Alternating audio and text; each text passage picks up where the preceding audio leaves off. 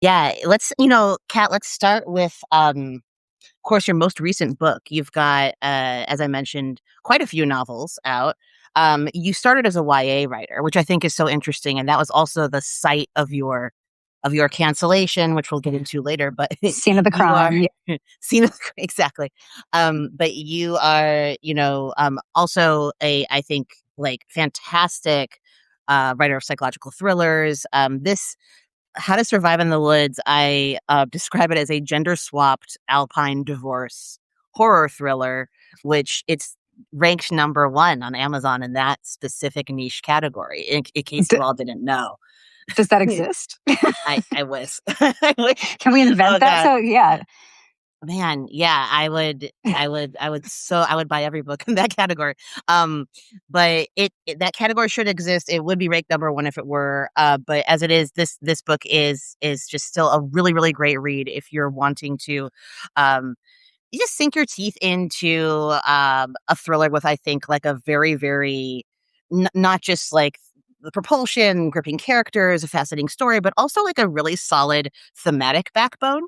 I think ties in with a lot of what you've been writing about, like self-sufficiency and this kind of the heel turn feminism is made away from resilience, I guess I could say. But we'll get into more of that in a moment. I'm sorry, I keep getting ahead of myself. I am I'm just curious, Kat, like, would you describe do you feel satisfied with my description of your book as a gender I swapped love alpine divorce? I love your description of my book. It's not my elevator pitch, when I was, trying to describe it to people, was Basic Instinct with bears. It's like, your Well, that's 90s amazing too. 90s kind of vibe, erotic thriller, but put it in a tent.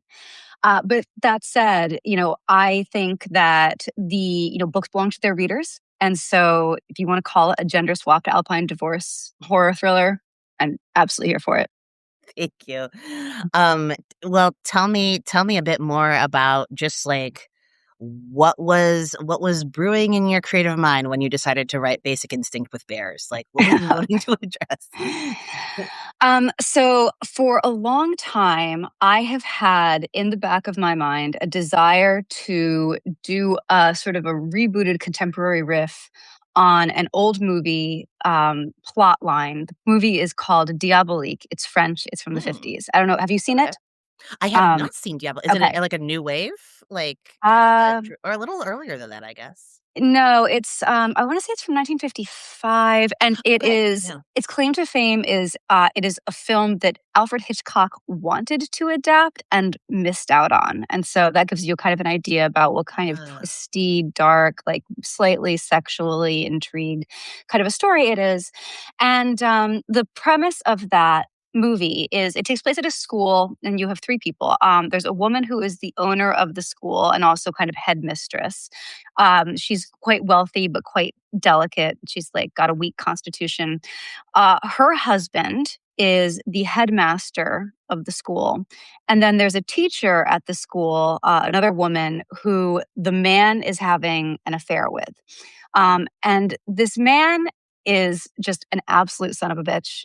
And the two women, despite being ostensibly in conflict with each other, are friends. It's France. I don't know, And so they decide that they're going to murder him because they're like, I've just had it with this guy sucks so bad. And he's very abusive. And, so they lure him off campus and they drown him in a bathtub. And then they bring his body back and they dump it in the pool at the school, which is sort of out of commission, full of algae. And they assume that the body is going to be found the next morning. People will assume he got drunk, fell in, and drowned. And instead, what happens is body doesn't surface. And then um, they find a pretense to drain the pool, and there's nothing there. And then strange things start happening. And I love this movie. I first saw it when I was maybe 12 years old. My mom took my cinematic education very seriously. So, oh, that's her to thank for awesome. that. Yeah. Um, but this central premise, three people in a love triangle, and two of them decide to murder the one that they're both involved with. I Mm. just thought was so much fun, and it didn't seem like anybody had quite grabbed hold of it and turned it into a contemporary novel, and I felt like it was so ripe for that. And so I'd been thinking about that for a long time. It'd been kind of in the back of my head. And then a few years ago, I was hiking on a section of the Appalachian Trail with my brother, and he had this very near accident where he kind of lost his footing and went pinwheeling down a short hill and stopped, bracing himself on a tree trunk with his palms out. And there was this giant needle like branch just protruding, and it was like about this far from his eye. And he looks back at me and he says, there are a lot of really stupid ways to kill yourself out here. And I said, or to maybe murder somebody and make it look like an accident. And suddenly I felt like I had, like the little light bulb went off. And that was when I started working on this story. And it took a little while for all the threads to come together. Some things about the characters kind of illuminated themselves to me down the line, and it became what it ultimately is. But that was really the genesis of it, those two things. Oh, no, I love that. It's like Diabolique feels to me like a very kind of the negative image of like a Jules and Jim kind of thing, where it's like, actually, this is going very poorly and we need to kill this man.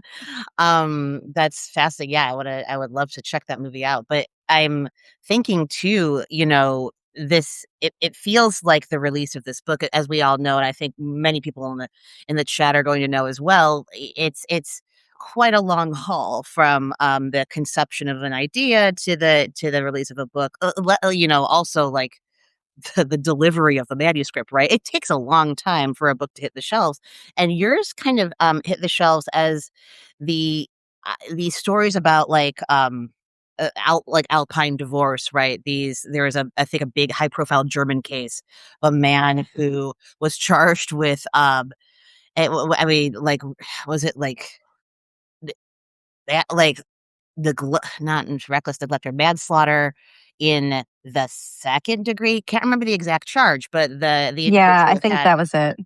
yeah, brought his very inexperienced girlfriend. She passed on this mountain, and then another woman came forward and said, like, hey, he kind of does this. He abandons his hiking partners, his female hiking partners, and so it was very, there was a big Guardian article, all this jazz about other instances of it. And then your book, when you came out, I was like, whoa, like this is kind of an interesting riff on what feels like incidentally, a pretty timely story. I don't Yeah, know if you've I noticed paid that. that guy to do that, actually. No, I'm just kidding. Thank you, Kat. You know, this is how real ones promote, okay? You gotta seize the day. No, the fact that I didn't She's take in advantage Norwalk, of you that. guys. So if you're mad about that, go knock on her Yeah, door. come at me. It's actually funny. My failure to take advantage of that news cycle to promote my book, I could not figure out how to do it, is probably one of my greatest regrets in terms of like what I didn't do when the book came out. But I don't know. Maybe it would have been kind of tasteless. It was very funny to me that you know, from this one weird story suddenly emerged the notion that this was actually like a rampant trend, as though you could go out into the woods with a thermos of soup and abandoned women would just come running to you. I was like, Right. guys, free wives, like go get them. Um, but Talk about a French film. Yeah, yeah, it's just like that. Yeah, I don't know. I mean, this is one of those news cycles, right, where it's like I agree. I think it would probably be in poor taste, like this woman died and this woman wrote a book. And I think we probably want to avoid the I don't know, like capitalizing, of course, on these tragic stories. But to me, someone who's just kind of like, oh, wild trends in the zeitgeist, I think it just was a fascinating coincidence. I think it's probably like, I don't know, bigger questions, right? About like who gets to go out into nature and how do we get to go out into nature and the kind of like the gender dynamics of it all.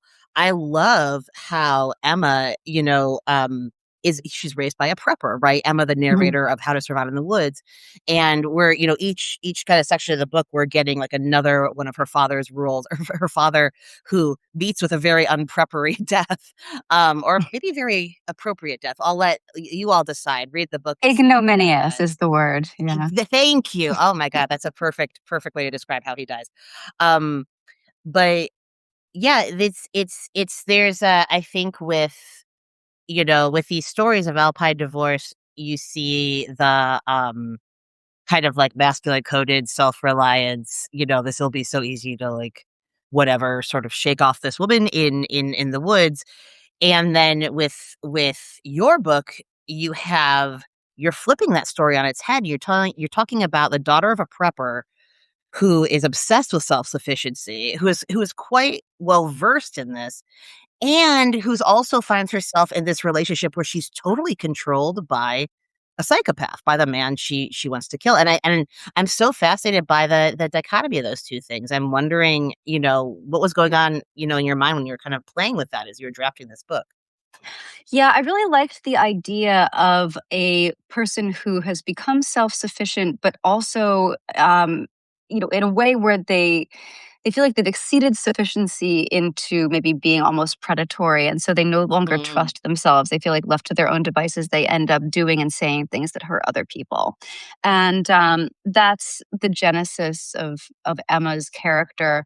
In part because I was trying to replicate the dynamic from Diabolique, where you have like a very fragile woman who's being, terrorized by her husband and also kind of manipulated by her friend. And the thing is, what a fragile woman looks like in the 1950s in France is a little bit different necessarily from what a fragile woman looks like in 2026. Had I, just done a one-to-one with this character, everybody would have read this story and seen Emma and been like, Jesus Christ, get yourself together. What is wrong with you? Like, none of this makes any sense.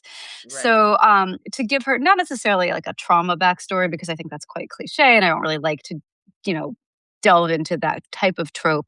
But to make it make sense to her that she's become the kind of person she is, for it to have like interior logic, I needed to figure out a way for her to have lost trust in herself despite the fact Mm, that she is incredibly self-sufficient, incredibly yeah. resilient. It's like, is there a way where you become so much that thing that you pass through the looking glass and you decide Mhm. that you are too much that thing and that it's bad?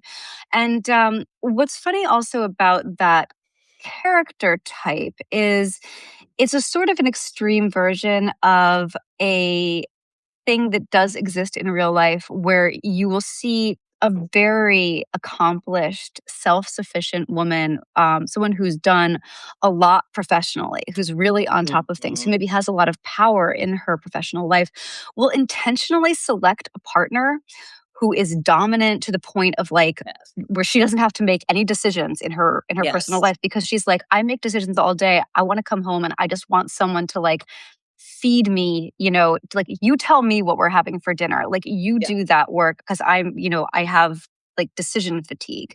And it's not necessarily a bad thing, but it can take on toxic shades if you select a person to control certain parts of things. You willingly give them the reins, and they end up wanting more. Yes. I think that, I thought immediately of the kind of semi-recent Nicole Kidman film, the name of which is escaping me, but she's a kind of like a Baby girl. high-powered. Thank you. Is Baby Girl? Yes. Yeah. Yep. So Baby Girl, right, where you have exactly kind of this idea. There's also an age gap situation going on, but you have a very high-powered woman who, as it happens also, she does have a trauma backstory. She has this kind of a kind of cult upbringing, um, and but there's this like eroticized helplessness, right? Where it's just kind of like I need to, or excuse me, maybe the director had a cult upbringing. Either way, you're in a position where you are either you're kind of almost fetishizing the experience of being taken care of. I think I agree with you. It's not that in itself isn't the issue, right? So much as where the extreme version of that can land you. And so when we meet Emma, she's been kind of scooped up by this, Logan is kind of the archetypal, like, I care for the helpless woman fetishist, and I think that Mhm. his pathology, the way he exerts control is how Emma starts to find herself in hot water, right? Mhm. And I don't know, maybe if you see parallels between Baby Girl, I am possibly misremembering certain aspects of that film. I've seen so many things since then, but you know, Sorry. you're oh, you're fine. You have, I think, your finger on the pulse of something really important, about, like, the kind of our post girl boss era, right? But, like, little discussed. What is it, why is self-sufficiency, total self-sufficiency, insufficient in some cases? God, that's such an interesting question. I mean, what is interesting too is when Emma encounters Logan, she is in a particularly vulnerable place. I think that if Yeah, she had met him at a different time in her life, she might not necessarily have been drawn into the relationship she ends up being in. But she's coming from a place where she's I mean, it's a little bit of a spoiler, but whatever. The book's been out for a couple of months. If you haven't read it yet, that's on you.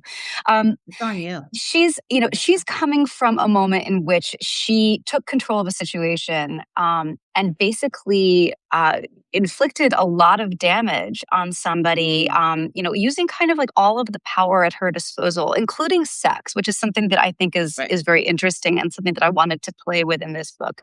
We talk a lot about the idea of sex as a weapon, and we usually think of like, oh, sexual violence. And so that's a man's weapon. But sexual manipulation and seduction is really very much a woman's weapon. And I Yeah. wanted to play with the idea of somebody having decided to use that weapon. Would you please run Oh, no! Baby. We have a barking baby.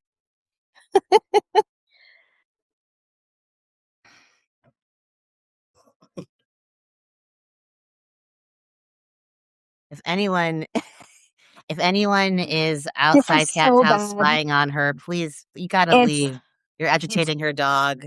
I'm just gonna move. I'm just gonna move to another location, where maybe like it's not gonna be as bad. You guys are gonna see a little bit of my cat behind me. Yeah, sorry. That was somebody had the audacity to walk two dogs by outside, and Ugh, nerve. you know, and I've got an extra dog here with me today. I'm babysitting my brother's dog, and so the two of them are like just Mm. making each other go off. It's so bad. Okay, but now here we go. I'm in a better place, better location. I'm in hell. Um, so we were talking about the idea of sex as a weapon and too Mhm. much self sufficiency and resilience. Um, oh, and right, the girl boss idea. Yeah. Um, yeah, I'm not sure that I was thinking. I basically needed. I developed the idea of Emma as a girl boss or a founder rather, because I needed Mhm, to make her basically hyper confident. I needed to show like mhm. how she was able to exert control in all of these different parts of her life, and in her Yeah. professional life, and how her upbringing kind of led to that. And the fact that she was in tech really flowed out of the fact that once I started researching this book, because I did want her father to be a prepper, I discovered that there is a huge overlap between the tech community and the preparedness community. Which, if Mhm. you think about it, it makes sense. Like Makes perfect these sense. are, these are men who, usually men, who basically make a living, a very, very good living, by being able to discern the ways in which there are like holes in the construction of the world, and they build Yeah, systems to try to like fill those in. And yeah. so and it's all about asserting control. And so once they are in need of a hobby, a lot of them actually, there's like a very big tech to prepper pipeline. It's a funny thing. Wow, that's, yeah, something that I definitely knew the outlines of, not probably not as much detail as but is so unsurprising to me. Um, having, when I taught, I lived in a rural town, and I saw the kind of, the a different side of the prepper community, but certainly, like, just as the just as kind of like control obsessed, paranoid, and there's an us versus them mentality as there is with literally anyone who is kind of like stating themselves in a group and kind of like establishing a culture of fear about the world outside that group. But seeing the kind of like more rural conservative prepper community. I knew actually some preppers who were not necessarily conservative, but did work at the university and were really entrenched in the idea that the world was being ruined by other people. And I could totally see how the tech pipeline would exist as well. Um, yeah, this brings me to actually a recent essay of yours that you put out on Substack. You and this the constellation of heterodoxers, I guess myself included, have been writing a lot about what has been nicknamed millennial feminism. Okay, it's also third wave feminism. I get it. I understand. I understand how we really overtook the conversation, and I actually have a whole theory about that. But Mhm. I'm in agreement with you and with others, Kat, about how feminism's third wave has really been like, to my mind, it's been sunk, or at least it was sunk in the 2010s by this kind of discourse of victimhood and the endless kind of like banging of the drum about we are helpless on these axes, and like this is the way marginalization has made living my life impossible. um, you talk about how this mindset of victimhood hurts women, which I again agree with. It hurts them more than anyone, encouraging women to seek, and I'm quoting from your essay here, protected victim status in scenarios where neither the culture nor the legal system is ever going to grant it, robbing them of resilience at the moment they need it most. Once again, I see your book as being in conversation with this issue immensely. And maybe you can kind of spell that out a bit more for us, or expound on your views around this topic of victimhood as the necessary condition or precondition for like being a feminist.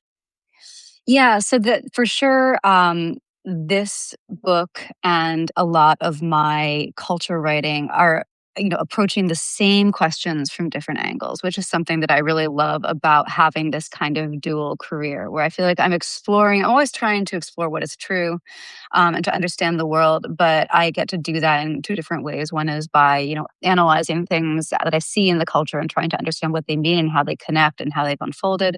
And then I also get to like make a world of my own creation and populate it with people who have to then follow the internal logic of the world and of their characters to whatever conclusion, and I'll find them doing infuriating things and I'm like, well, I made you that way, so I guess I understand it. And in this case, yeah, a big part of this story thematically was wanting to explore the idea of survival and surviving, and survivor as not just a noun, but an identity, Mm. something that describes like something that you have an affinity with, that you decide to bring yourself close to, that you decide to allow almost to define your life. And there are different kinds of survival and survivor, and I outline these in the book as part of the kind of narrative framework. It's a big part of how Emma sees the world, and each character in the book represents a different mode of survival or survivor. And Taylor, who is a sort of online life coach, Instagram influencer type, um, she's like the kind of person who would have a Patreon where she writes essays about how she was like assaulted in college and people will pay to read them and that become her whole persona. She really represents I would say, I mean, either apotheosis or nadir, depending on your perspective, of the idea of feminism as conveying status, as being maybe a way to make a living, as something that people want to move toward because it has a special value in the cultural paradigm that we live in right now. Hmm. Yeah.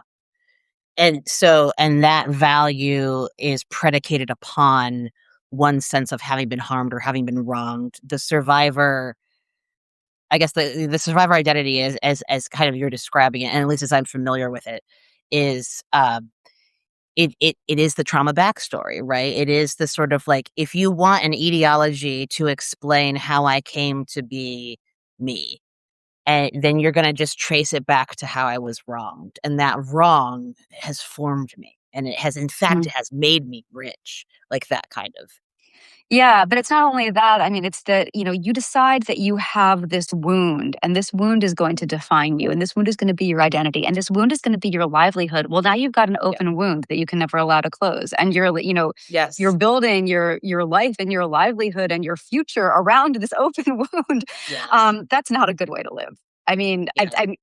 I try not. I'm not saying this from like a judgmental place, but objectively, that's the kind.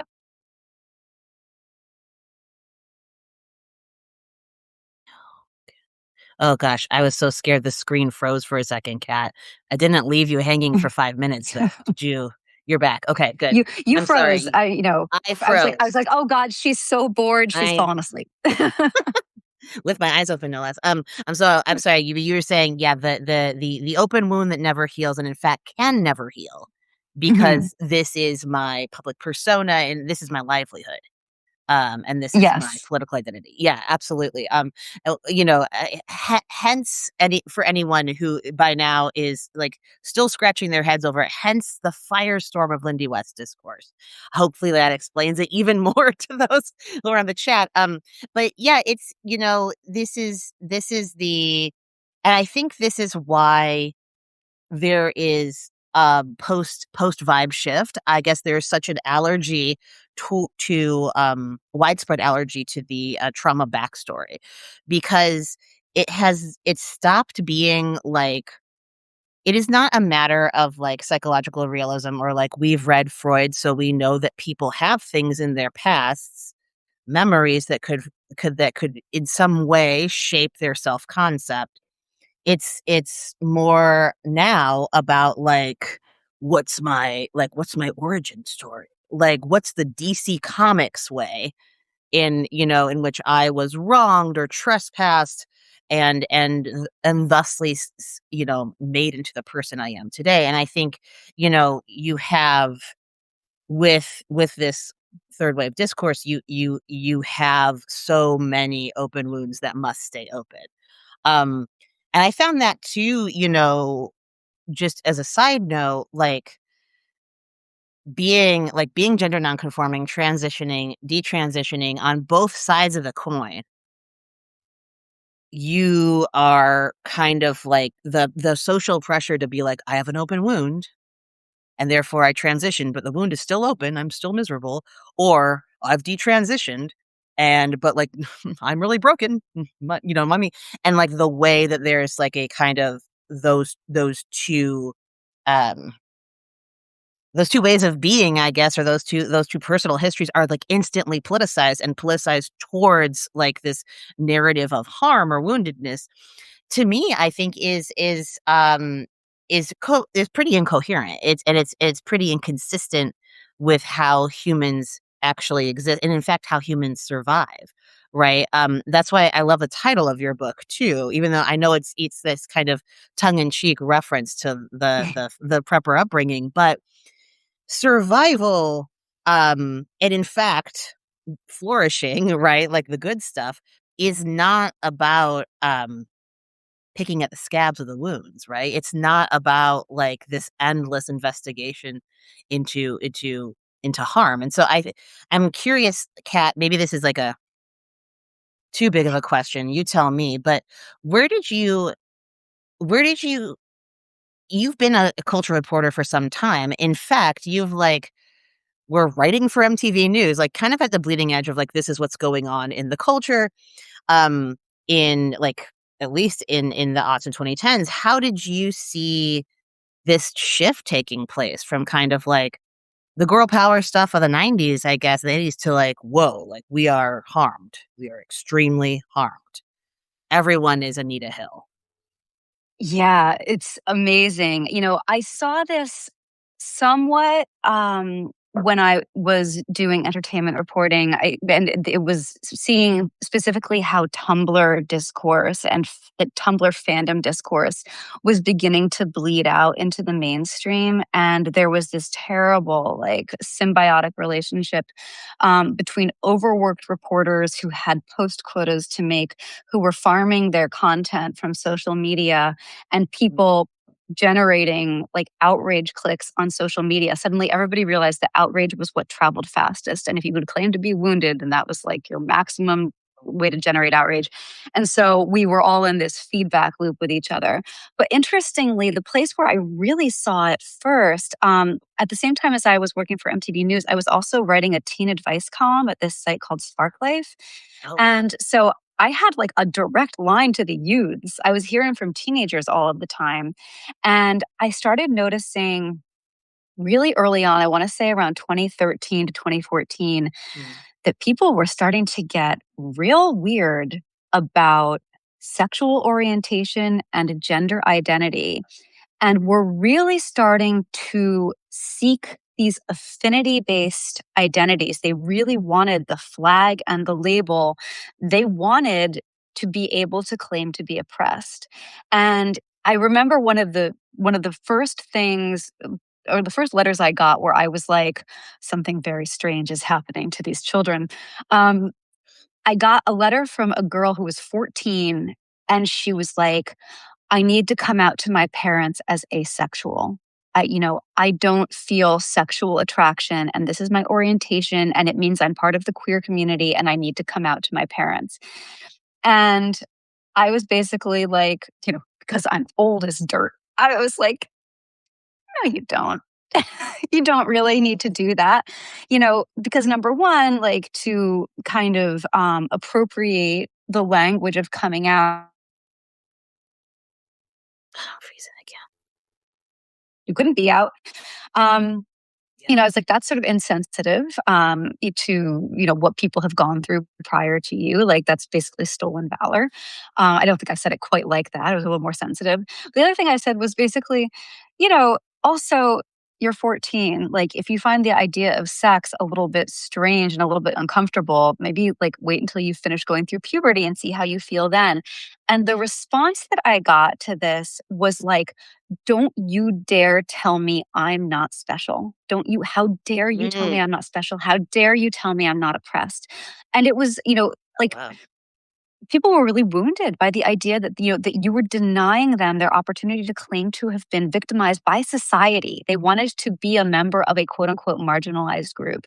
And I saw this, first with the asexuality thing, but then, it was like demisexuality also. I want to come out as Right. demisexual. And then you had people, the whole non-binary identity idea where it was like you could claim the label. You didn't have to change anything about your life, but you could claim to be oppressed because you wanted they, them pronouns.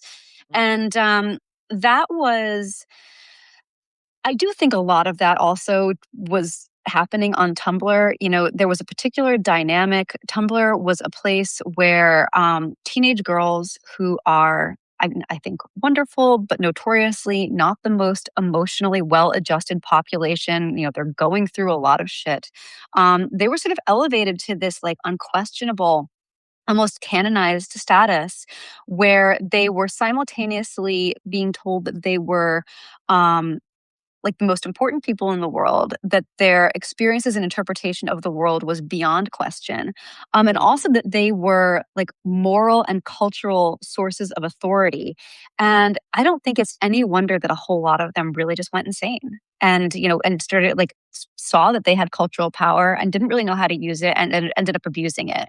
I don't think it's a coincidence, for instance, that your fave is problematic, which is probably the most influential cultural blog from the long 2010s, was on Tumblr and was run by a teenage girl Right. at the time. I think, also, by the way, quick shout out to the last straight woman who's just entered the chat, Phoebe Maltz-Bovey. You're very special to both of us as well, speaking for both of us here. But buy that book if you haven't already. Everyone who's talking to us on this live. Um, I froze. I oh, did I freeze again? I'm sorry. I'm Yeah. giving a. I'm gonna at some point, Kat. I'm gonna switch over to a different internet provider and it'll all be much better. I promise I won't banter you for 5 minutes. I was just giving a shout out to the last straight woman, Phoebe Maltzberg, who's Yes. entered the chat. Um, but yeah, I wanted to um just a couple things here because if I'm so I was in my early 20s in the 2010s, and if I'm the long 2010s rather was my entire 20s. So if I am telling a teenage girl that she has immense cultural power at that time, right? I'm most likely and I'm some kind of figure who is positioned to be doling out power, doling out favor. I'm probably asking her to buy something, right? I'm probably asking her affinity group, right, to lay some money out, and or lay some clicks out or lay some follows out for my cause. And I think that's one thing I'm really interested in touching on, to the kind of the consumer activism piece of this whole conversation. But if we, you made a really, really great point about Tumblr, right? And Tumblr is kind of a vector of like social justice discourse. I would say live journal is as well. This is something that doesn't get talked about enough that like dawned on me as I'm researching the novel I'm currently writing, which is about two millennial trans men, right? One who grew up like me, one who grew up Mhm. kind of like secular Jewish household, middle class. School is my church, school is my temple, and then the other who grew up evangelical, extremely religious, high religious household, high, Bible Belt, and leaves the town, and where she grew up slash he, and then kind of ends up moving to a city center or falling into a specific kind of working class queer community. Mhm. Um, Researching this and also having lived some of these experiences, I, like, been on LiveJournal, I guess I should say. I noticed that you have a lot of ex-Christian women who are coming to these spaces because and Sarah Mittermeier has done some really fascinating reporting on this as well, but who are coming to these spaces and writing, let's say, slash fic, for those of you who don't know what that is. That's like fan fiction that imagines a gay relationship between two main characters. Think of, imagine if heated rivalry was non-canonical, right? Um, and so you'd have this slash fic posted on LiveJournal, you'd have it posted on Tumblr, and you'd have a disclaimer at the very top, like, I know this is a homosexual relationship and that depicts a sin, but I just have to write this right now, and that, right, like we chuckle, but it's like deadly serious, for these Yeah. young women. And you have essentially like a lot of women who feel really cast off from a rigidly prescribed gender roles, Bible Belt, evangelical, or Pentecostal, whatever, you name it, Baptist environment, who are then going and posting online, who are then being told, "Oh, like you should buy these things," like in your affinity group, and who believe, because they've had it drilled into them from like childhood, that the meek shall inherit the earth. Well, shit, I want to be meek then. Mhm. Like, and I already feel like totally cast off and oppressed, but I think we underestimate the power, right? Or like the kind of like the cultural thrust of this group of young women who are enfranchised by the internet in a way that they never would have been before. And now I'm going to lump myself in, though I didn't grow up in this background. You could discourse in 2012 about feminism as like a random kid and potentially whatever attain some kind of virality if you got lucky, um or you could join a dog pile, you name it, but you could do that in a way that none of us could in 1996 when it was just like the glossies on the coasts, like what 14-year-old girl is ever going to gain access to Vanity Fair? She'd have to be a Vassar grad who went up through the New York literary scene. So that I mean, and I guess I'm posing that question to you too. Did you notice like a religiosity among those teens, or does this ring a bell for you at all? Because this is one of my theories about millennial feminism.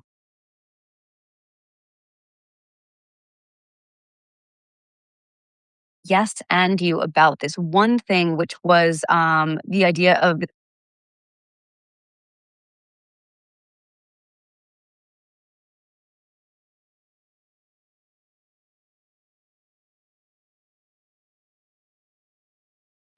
they were basically being told that, you are here in conversation with the creators whose work you are consuming. They're here on this Mhm. platform with you.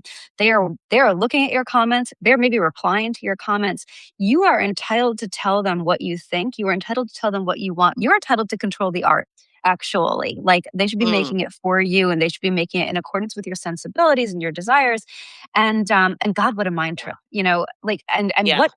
what a sense of immense power that I think drove a certain number of young women a little bit insane because Yeah. they could basically dogpile a creator and be like, you're making something problematic. You need to make something different that appeals to us Yeah. and that, scratches all of the itches that we want scratched. And they would be like, okay, please don't hurt me. I'll make that thing. And that Right. was a very toxic dynamic. I think that's really where, people talk about toxic fandom, like, oh, comic book geeks, they have nothing on teenage girls.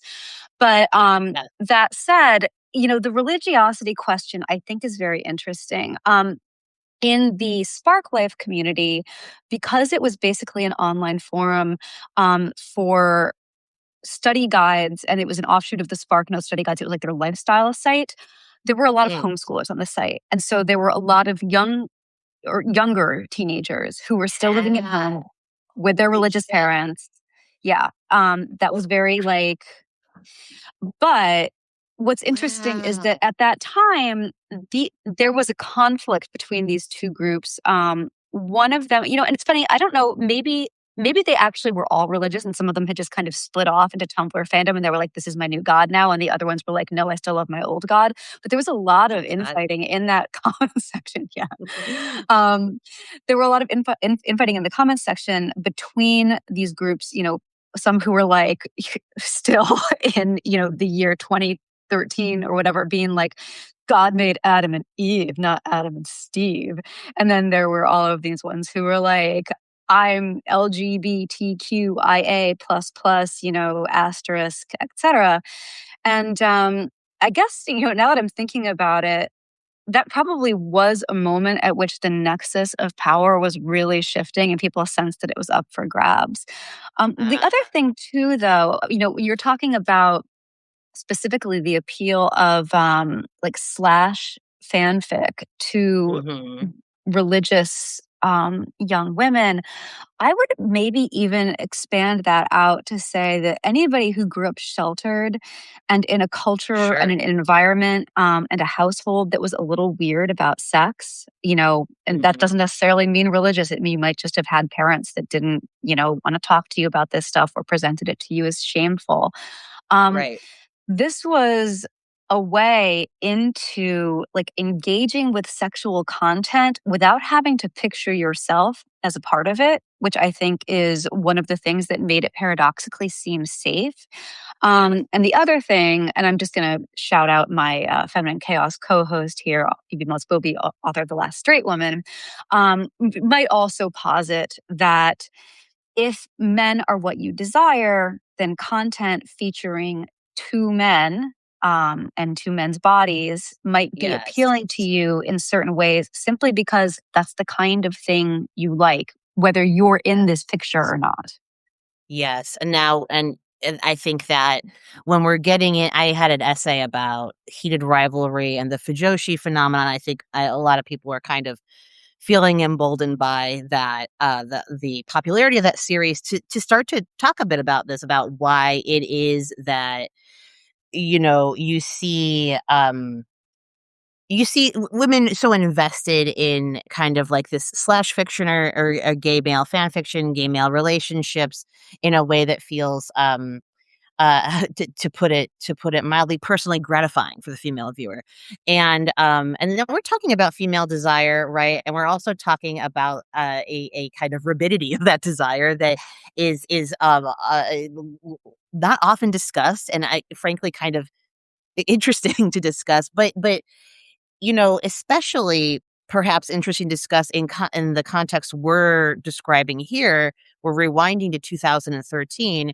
We're talking not about a bunch of people loving an HBO show about hockey players. We're talking about teenage girls who are maybe coming from really religious backgrounds, maybe just coming from very like sheltered backgrounds, a combination, but who are given or being given some kind of a purchase on the cultural conversation that they would never have had before. Um, what's interesting, Kat, like to me, getting to talk with you about this is just so yeah, it feels great because you were really in the thick of this, not only as a writer, reporter, cultural commentator, but also as a like writer of young adult fiction. And this is the environment that you experienced your cancellation in. And I'm wondering if we could kind of get into that a little bit. You don't have to rehash the story. I'm sure most people here probably read So your stupid. essay. It's a wild story, right? But it's like I really I would love to talk a little bit about how you saw that polarization and that shift in the YA world happening and how I don't know, how maybe how that kind of shaped your sensibility as a writer or a cultural critic. Yeah, I mean, I'm just trying to think about how to frame this.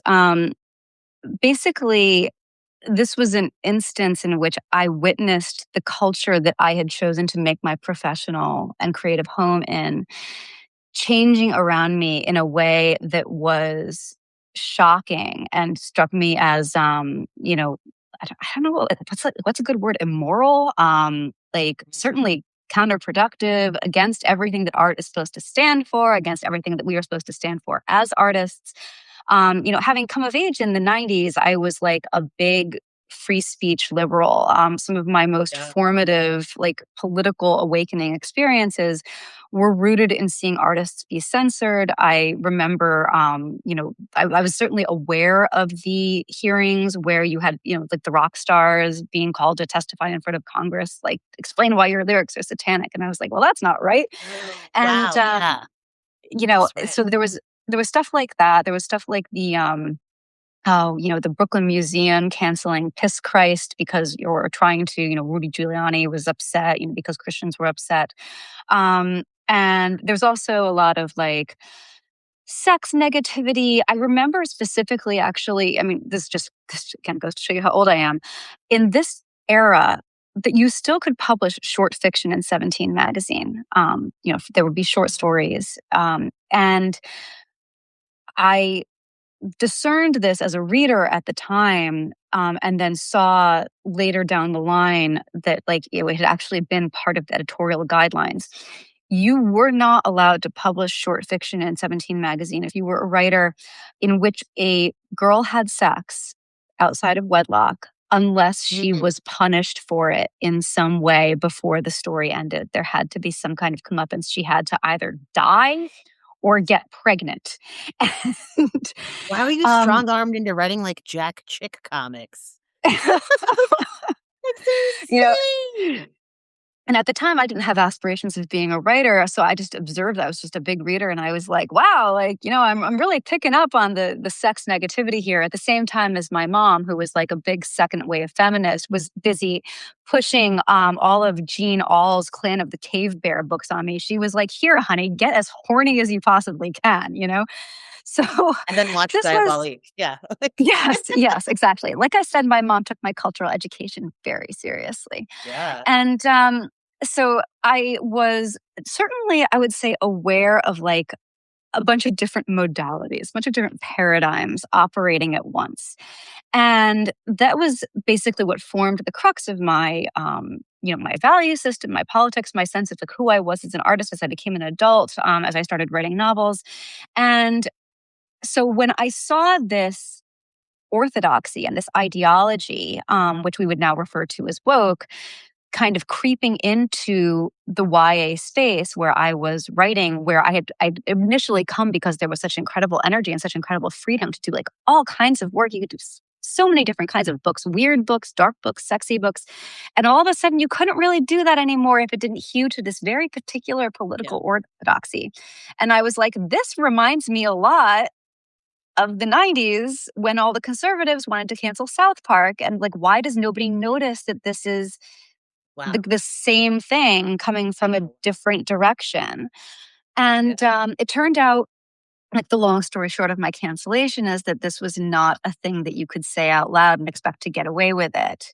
I would say that having that experience, it didn't change my value system. It didn't change my politics. It just made me very aware that the world is full of authoritarians in every corner. You know, no one ideology or political set of principles has like a monopoly on that. Um, but and now I've gotten so in the weeds. I don't even remember why we're talking about this. What was the question? The question was basically how the YA world cancellation kind of shaped your. Oh Oh, you gosh. frozen. I'm so sorry. I know you froze too. I don't know. Is it I've switched my internet. I If mean, you need to troubleshoot at all, it might help, but I don't know. let me just like close every window I have Close every except window and then for review part. this one. Did I have Too. 70 tabs open? It's possible. It's possible I did that. Yeah. Okay. Let's see if See, it's like this is better. this feels like yeah. We're winging Oh, a prayer in it, but I think probably oh by God, the there's end it's fine. the screen's gotten real fuzzy all of a sudden. Yeah, just cleared up the feed in time for my cat to try to show you his anus. I apologize in advance. I'm gonna try to stop him. His beautiful face and his weird little anus. Well, he's an adorable cat, so I'm glad to see him. But yeah, this is no, you. I think you answered the question beautifully. And perhaps it was designed to send you into a bit of a like cross generational ramble. But like that's what I would have done as well, and that's maybe a bit of what I kind of want to do because I I think, Kat, that like when when we talk about growing up the free speech liberal, right, who like you're growing up a free speech liberal, you watch a whole bunch of like French cinema and Hitchcock, and you read a bunch of like pulpy stuff from the 60s, whatever, but you've had this kind of like unconstrained cultural education, and it's very different from someone who's coming into the Spark Notes community from with their wisdom booklets in the IBLP hyper religious Christian space, right? And so many times, like, this is something I've noticed more and more, just growing up and, like, growing out of, I think, a lot of my own more doctrinaire young mindsets, um, and then witnessing the October 7th fallout, right? Like, Mhm, we live in a Christian country. We live in a Christian country. We live in a culturally Christian country. And to be clear, it's not that I'm like opposed to Christian mysticism. It's not that I am opposed to like the historical figure of Jesus Christ, right? Like these are all things I love actually, but when it comes to the how we operate juridically, and how like what are our virtue ethics, and like what in a big kind of like overarching political way, right?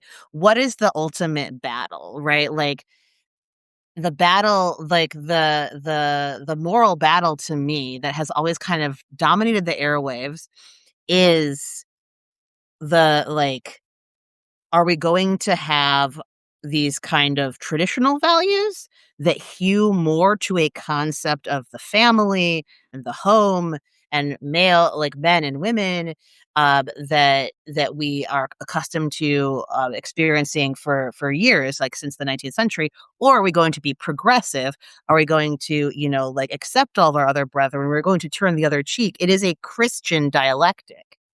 It is the progressive response to the traditional values or the traditional response to the kind of like progressive widening of the aperture of the, you know, God's love, or maybe God is a politician, maybe the Messiah is actually a corporation, right? But it's I think that we're imputing um, to all of these structures as a society, like a lot of like Christian virtue ethics. And that's what when you were talking about the Satanic Panic of the '90s and talking about Piss Christ and talking about South Park, it's like, why do these conversations explode in a way that, like, I don't know, maybe if someone made a glass Torah and shattered it, whatever, it would be less of a big conversation. I think it's because we have I think it's because we are influenced by Christian thought, 19th century Christian thought. I think it's still really, really, really, like, germane for us in the 21st century as a country. We're a Protestant nation. There are Hmm. Jews and Muslims and people of all different creeds and backgrounds here, but we are culturally Protestant, Hmm. you know? And that's my digression.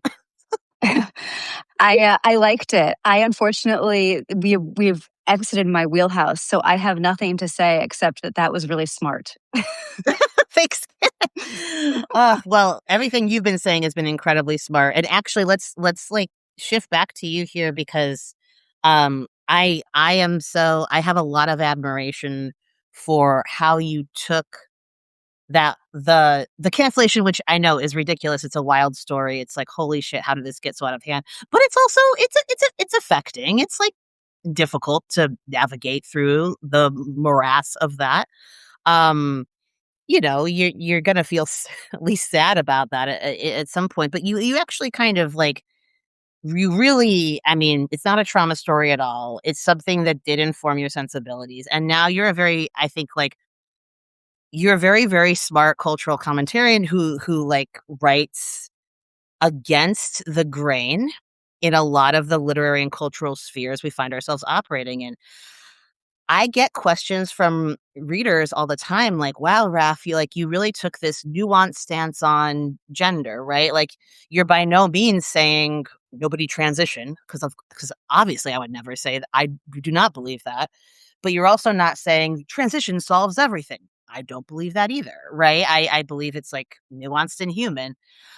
But when they ask me, "How do you get up the bravery to do this?" I'm always like, "Well, like, I have a lot of, writers whose work I really like, and I kinda look to them. They, have plowed a path forward in a really admirable way, and I think, that you're included in that stable. I love what you've done in the free press. I love what you've been doing for the past several years now, in the heterodox space.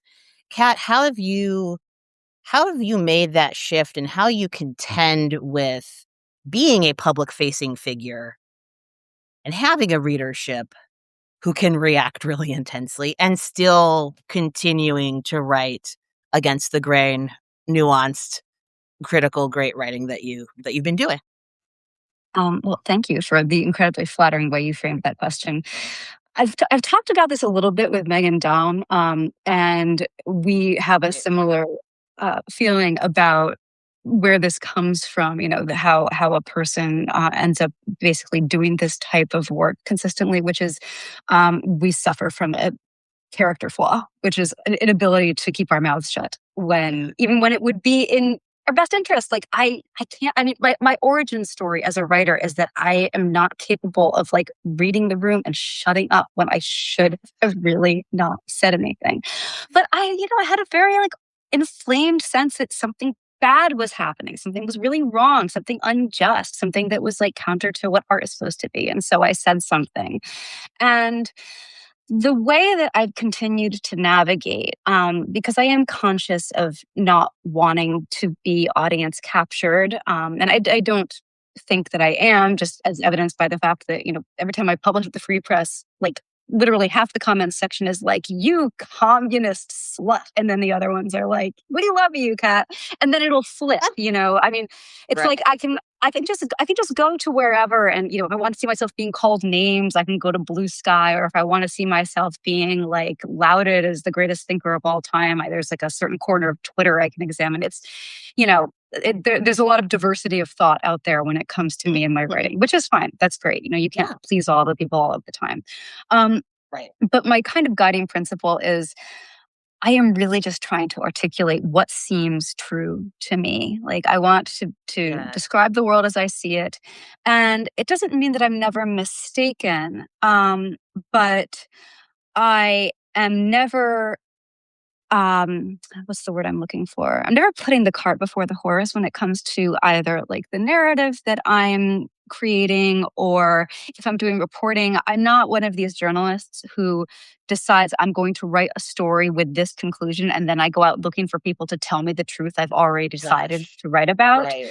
I will go where the reporting takes me. And it's I guess, one way of putting this is that like have I continue to be just really curious about the world. I think the world is amazing and interesting, and the people in it are amazing and interesting, and worth listening to because they often will tell me things that I hadn't thought of or hadn't thought of in that way. And being able to hear these stories and to investigate, just with like a truth-seeking lens, and chase things down to whatever their roots are, or to their logical conclusions, and then to come back and say, "This is what I found." Like that's a really immense privilege. It's incredible work that I get to do. I'm very honored that I get to do it, and I think that maybe thinking about it that way is in itself a form of protection from ever getting too ideological.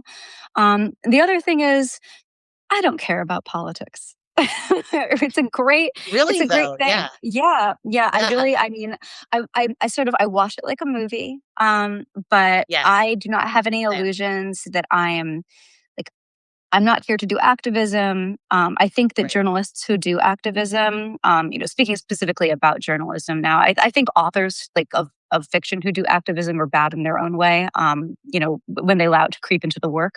But journalists, especially, that's supposed to be a truth seeking enterprise. And if you have a cause that is more important to you than the truth, then you're going to be in trouble. Um, so yeah, being able to just maintain a sense of like I'm curious about the world and I want to follow this wherever it goes, I think is a great form of protection. And also, it feels kind of unassailable from the perspective of like being inside that perspective.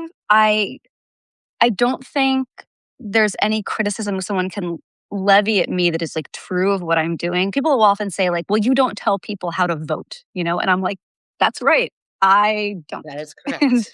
Oh my and I think god. that's Yeah. fine. I also think, Yeah. I am a novelist with an art degree. Like, you do not want me telling you how to vote. Like somebody who knows. Gosh, yeah, I find I really relating to a lot of what you're saying here.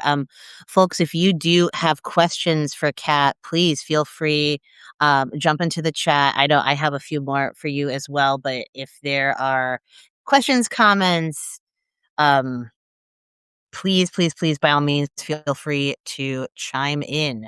Um, Kat, yeah, kind of like reflecting on what you're saying here, right? This has been something that has felt really integral to my growth as a writer because I from a young age I was like I want to be a writer. I want to be a writer. I want to be a writer. And then like I love to people please. I'm in school.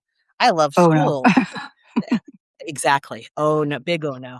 And like what if I did school forever? That you could whatever. We can play the tape forward and we could see how grisly that gets. But like the I think that decoupling, right? Like my creative impulses and my excitement and like my own pursuit of the truth and like truth and beauty, all that stuff, right? From okay, like there is a readership or at least there needs to be some kind of a readership in order for me to be, sustain myself doing this. And they're gonna have some thoughts on what I'm doing, right? That is such a challenging thing to do when one grows up with an overdeveloped academic mindset. But once I was like managed that decoupling, I found a lot of freedom, right? Like once I was no longer imagining like, oh God, all the people who are so mad at me because I said something left, like less than perfectly leftist, right? Or I said something like, that could be potentially misconstrued as harmful in this way. Or like, what if everyone, my big fear for the longest time, right, was like, oh, I'm kind of stepping outside the remit of acceptable discourse. People will think I'm conservative, right? That used to be such a huge terror hanging over my head because I was so, a free speech liberal, just like you, right? I was like so define myself in opposition to these like threatening conservatives and this like, domineering, like the evangelicals, right? I was terrified and raised, in fact, in some ways to be terrified of this contingent.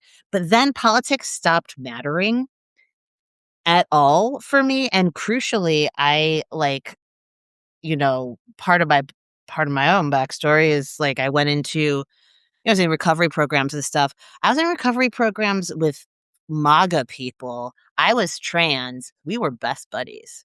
Mhm. Like it didn't fucking matter. Like it mattered so little when we had a like together, like our goal is to like recover from substance dependency, right? Or together our goal is to like, shifting into the school environment to like do an art project. Like I don't care if the student has a differing view than I do on X political idea.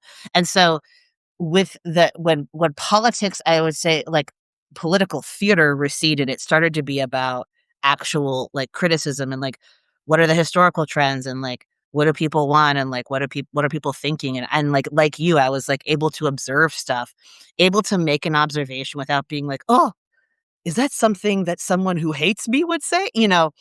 And I'm wondering if it sounds like, your background, um, the people pleasing piece, thankfully, I'm so happy for you, was not there to the extent that it was with me, but I'm wondering, Kat, was there like did you step into more of a like plain spoken heterodoxy of like, I am just gonna pursue the truth here and be less afraid?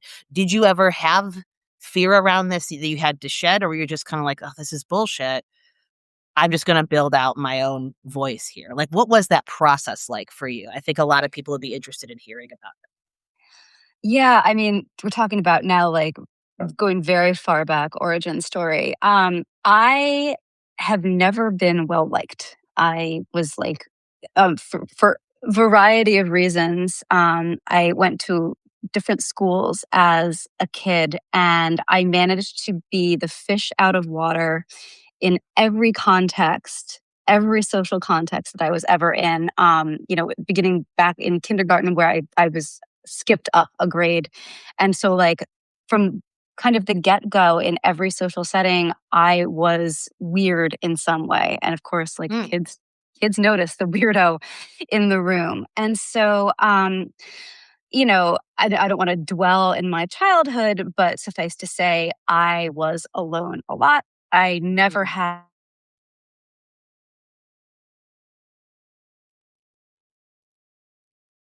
I've never done well in environments where people bond and seek power by consensus seeking. I just I'm missing the gene, and I think the Gen Zs would say this makes me a pick me. Back in the day, it made you a guy's girl. I did get along, better with like a group of dudes. Just mm, they were as socially awkward as I was, and so the upshot of this is that I've never my nothing in my life has ever really been predicated on being able to play well with others in like an ideologically conformist way, which is good because I'm really not good at that. And I think that, this has not necessarily been always a great thing in my life, but it did set me up well to be a pretty effective journalist, culture writer, novelist, observer of the world, articulator of things that, hopefully are true, certainly seem true to me. Like I'm never going to say something that I think is like not true, but it's ideologically opportunistic or it's politically convenient. I just, I don't want to ever do that. And so I think, that was all like good training for this moment, this career that I've stumbled into, I'm very well suited to this. I was not well suited to working in an office. Mm. That's, I mean, and this must be how one gets canceled in the most in the most ridiculous era to get canceled, and then comes back with, into the literary sphere with Stan Lee. Like that's Yeah. I mean, part of that is like they came at me too early and with a false accusation. I've always said, like, guys, you should have just waited till I actually said something offensive. It probably would have happened it eventually, would but have they got bide they your got out over time. their Yeah. skis. And now, they Yeah. can't really do that to you twice. Like, so I come pre-canceled now, which does, buy me a lot of peace of mind. It's Yes. not just that it's not just like oh yeah, I've been through that. I know that like whatever, I can be dragged on Twitter for a while. It's not going to impact my career. I now at this point, I certainly have a bulletproof, I would say, career. Like Barry Weiss is not going to let me go from the free press because somebody on Twitter Thank you, was mad Barry. at something. Yes, Yes. thank you, Barry. Um, but also, having experienced that, I'm just less likely to be a target. I'm not as much fun to kick at because people sense that there's not a whole lot to be gained from it. I think so. I get spared on that front a little bit. Yeah. Kat, it's helpful to hear, right? Like, because I know it's such an individual thing. We're all, and that's what makes it beautiful, right? Like coming to the literary world, different places, different mindsets. But it's helpful, I think, to hear, or will be helpful for a lot of readers to hear that one can build a creative career that is not predicated upon like, um you know, needing to be liked or needing to, um, I think okay, here's how I want to put this. I think a lot of us have learned from a lot of different directions that it's about appeasement.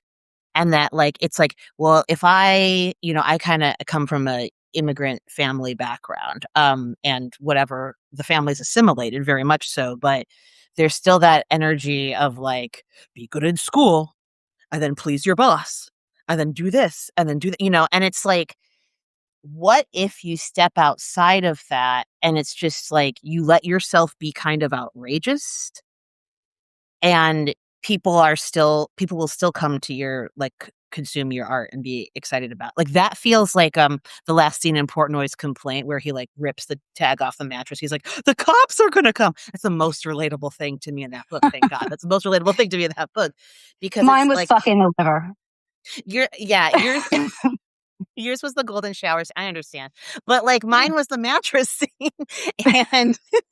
And like I I very much I see that with, like, in the literary world a lot, and when we're talking about the kinda, like, the cancellation and the consensus stuff, the woke stuff, right? It's like, I still have so many people come to me, Kat, who are like, "How I have this slightly unorthodox opinion. Ooh, I'm gonna screw up my whole life if I say it still, today in 2026."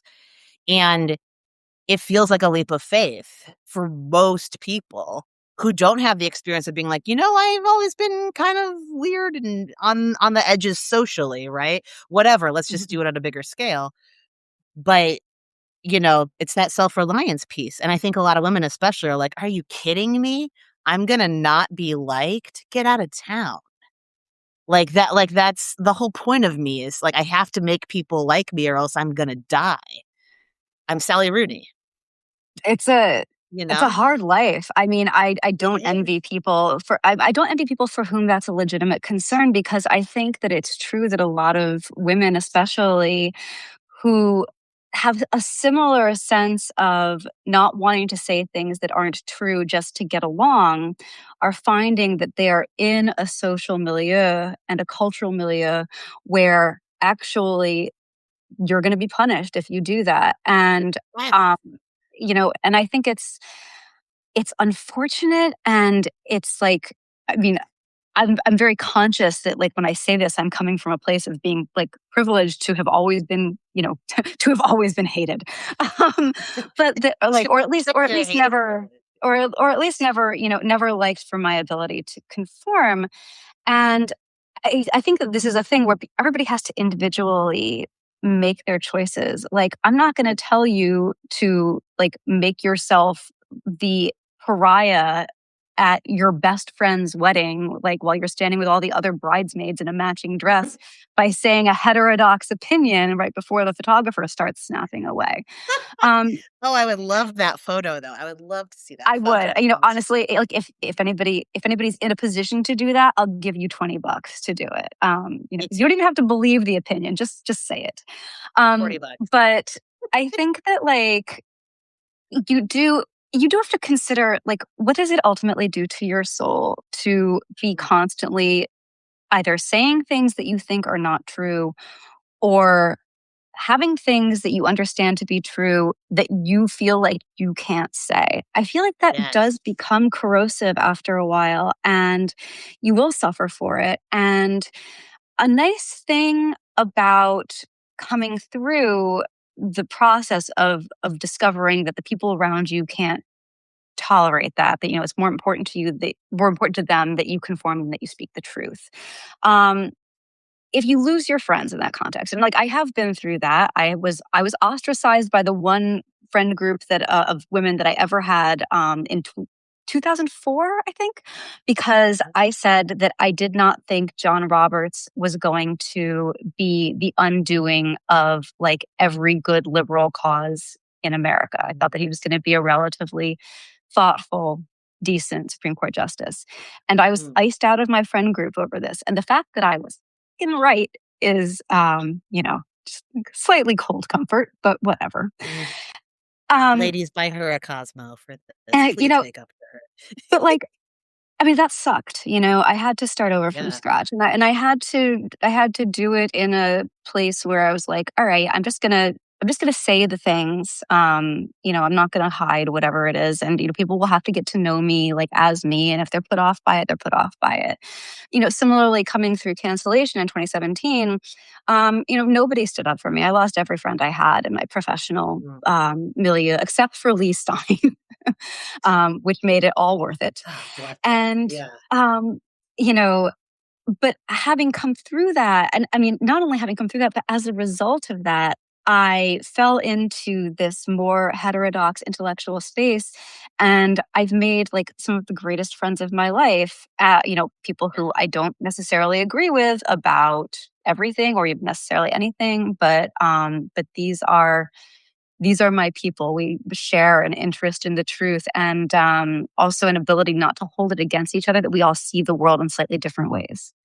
Ugh, yes. And if I may, Kat, just to wrap us up, I feel like we've really come full circle here because you're talking about, you know, people at large, right? But I really want to zoom in on women, especially being in this kind of like emotionally corrosive position of wanting to say what you believe is true, but not being able to. This is, if we're if we're talking about like a problem that feminism and feminist discourse has attempted to address for many many decades now. I think that would be pretty like high up on the list, or that would be one of the main ones, right? Of the like you're you are fashioning yourself into a maybe whatever physically pleasing form, right? But more, I think, crucially now, you're fashioning yourself into an ideologically or intellectually pleasing form. Like there is a way to like be the girl who reads or the girl who talks or the girl who thinks. And I feel like the kind of like there's still such an issue with like the concept of a woman who is not just outspoken, because there's a correct outspokenness, but plain spoken. um and that, to me, more than anything, is what has stifled the, like, genuine feminist discourse or like true intellectual discourse about what is happening in this time and place. Like, why can't we talk about how we live in a Protestant country right now? Or why can't we talk about how, like, one of my things, like transition is a solution for some, but not for all. Like, why is it still so difficult why do so many women find it so difficult to imagine themselves in the position you're in? Because you need to be, I think, an ideological object in addition to, whatever else. Maybe I'm not even talking about physical objectification anymore. Um, and that is a problem. And that is a problem because the people coming to me being like, "Oh my God, Raf, could I ever say this? I don't think I'd ever say this publicly." They have they still haven't written the books they've been wanting to write for, like, decades now. There are people from my schooling who still haven't written their books for fear of cancellation. That feels like a threat to, like, there's an ideological stranglehold on legitimate discourse, legitimate art, and it's people pleasing. It's people pleasing, you know? Yeah, absolutely. I love an ideological object. I think I wanna steal that. I'll try to credit you if I Know it. say it, but it's wonderful, and I think that there's something also interesting and troubling, I guess, in the fact that, within feminist spaces, if you dissent from certain ideas, and especially from the kind of, like, victimhood feminism notion, if, like, you believe more in resilience, if you believe in women as like active agents of desire, sexual and otherwise, if you believe in the radical notion that women are people, and you articulate this and you go against the grain, the response from within certain feminist spaces will often be to accuse you in kind of like gratuitous and crude sexual terms of just saying that because you want to make guys like you. Yes. And I think there's something Yes. telling about that. Yeah, I think I mean, I completely agree with that. I was talking with my wife about this the other day. Like, I will continue to believe in feminism as a critical lens, and a discursive lens, and a way to talk about it's a way to describe the experience of 50% of the population, and a way to, like, discourse specifically about that, right? But feminism as a cudgel, or feminism as something that is, like, we can use for political combat, or use for we're achieving equality by silencing each other. It doesn't there's no meaning in that to me. And that's why I really, really love this book that you wrote. I love I think it's a Amazing. feminist experience. It is. It's a full circle here.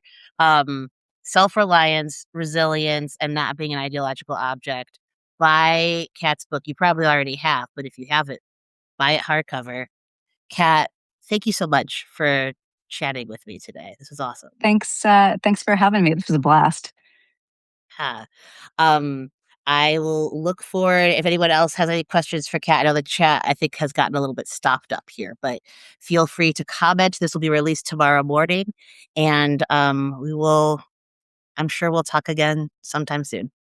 I hope so. All right. Bye, Kat. Bye, everybody.